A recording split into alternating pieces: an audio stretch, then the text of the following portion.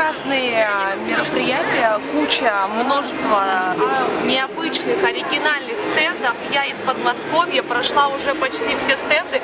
У каждого есть своя изюминка. Хочется со всеми стендами сфоткаться, посмотреть и привезти все, что я вижу, к себе в регион. Мне очень привлекли национальные костюмы, они очень красивые, и я пообщалась с вашей девушкой, она мне рассказала, что это ручная работа, что на создание одного костюма уходит очень много времени.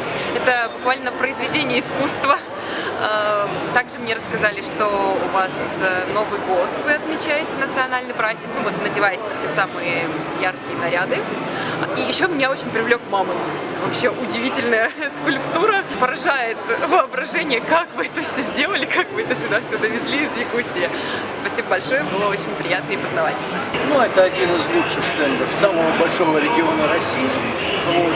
Довольно полно, скажем так, отражает представление остальной России в своем самом большом регионе.